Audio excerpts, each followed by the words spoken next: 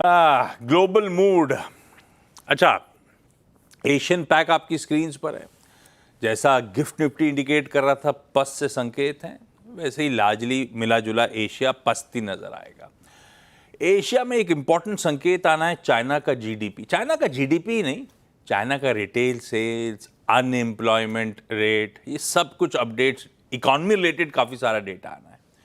पर पता नहीं वो जीडीपी जो कुछ देर बाद आ रहा होगा कितना इंपॉर्टेंट होगा, क्योंकि अब असल पेन आएगा। मार्च तक तो कहा गया था चाइना ने उम्मीद से कहीं ज्यादा एक्सपोर्ट्स कर दिए थे टैरिफ इंप्लीमेंटेशन से पहले।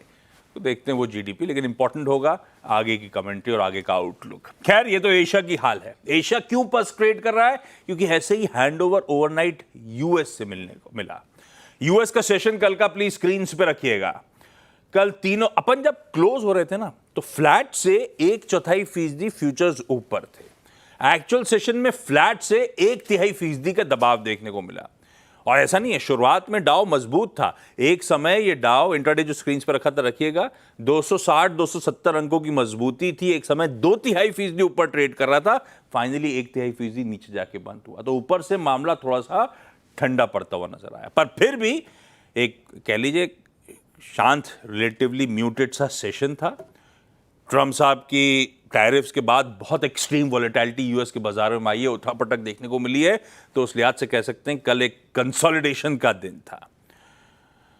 हाँ, काम है, लेकिन वहां पे जब मैं कल के मार्केट्स की क्लोज के बाद अपडेट्स पढ़ रहा तो ज़्यादातर एक्सपर्ट यही मान रहे हैं इस काम को ज़्यादा रीड थ्रू ना करें। फंडामेंटली अभी भी हालात रिजॉल्व नहीं हुए हैं। बात सही है, अभी भी चाइना से, बाकी देशों से कहाँ टैरिफ का रिजोल्यूशन हुआ है।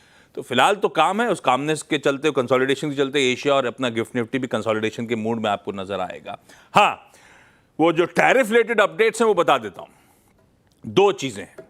पहला, क्रिटिकल मिनरल्स, उसमें ट्रंप एडमिनिस्ट्रेशन ने प्रोब कि टैरिफ्स की जरूरत तो है कि नहीं है, उस पर एक जांच शुरू कर दी है।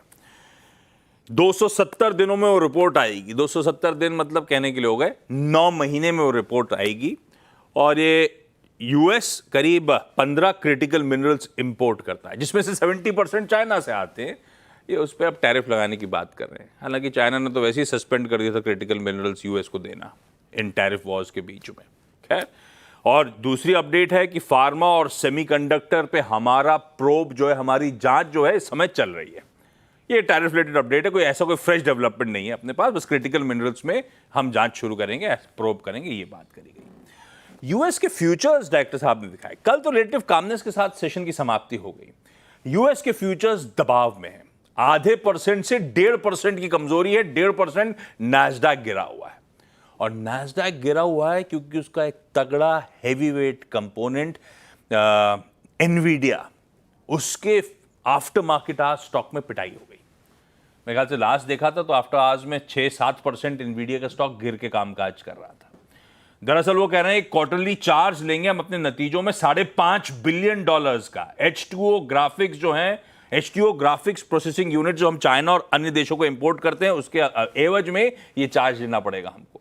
दरअसल यूएस ने 9 अप्रैल को, यूएस गवर्नमेंट ने एनवीडिया को स्पेसिफिकली कहा था कि आपको लाइसेंस चाहिए होगा चिप्स को एक्सपोर्ट करने के लिए चाइना, और कुछ हैंडफुल ऑफ कंट्रीज उन्होंने उस लिस्ट में मेंशन कर रखी थी। उसी के एवज में ये चार्ज लेना पड़ रहा है, खामियाजा भुगतना पड़ेगा। इसीलिए इस तरह से स्टॉक रिएक्ट कर रहा है, इसीलिए वो फ्यूचर्स दबाव में आपको नजर आ रहे हैं। तो वहां पे हैंडओवर थोड़ा सा गड़बड़ाता हुआ, इसलिए तब और अब की पहली प्लेट स्क्रीन पर आएगी। जहां छोड़ा था मामला, चाहे वो डाउ का हो, चाहे एसएनपी का हो, चाहे नैस्डैक हो, कुछ नरमी डाइजेस्ट करनी है, वही नरमी एशिया में, वही नरमी गिफ्ट निफ्टी में नजर आ रही है। ये है ग्लोब के संकेत। अच्छा, अभी बता देता हूं, लेकिन इवेंट्स कैलेंडर का पार्ट है मेरे। आज यूएस की क्योंकि यहां पे चर्चा कर दी है, तो 2 इंपॉर्टेंट आंकड़े आ रहे होंगे, अपडेट्स आ रहे होंगे। एक तो रिटेल सेल्स का नंबर आ रहा होगा, फरवरी से मार्च के बीच में मार्क्ड इंप्रूवमेंट स्ट्रीट एक्सपेक्ट कर रहा है। देखते हैं क्या होता है। दूसरा, जेरोमी पॉवेल साहब की आज स्पीच है।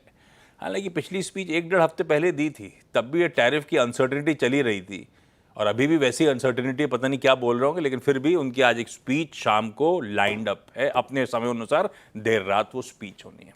देखेंगे किस तरह का हैंडओवर वहां से आता है, लेकिन ये ग्लोब की तस्वीर है।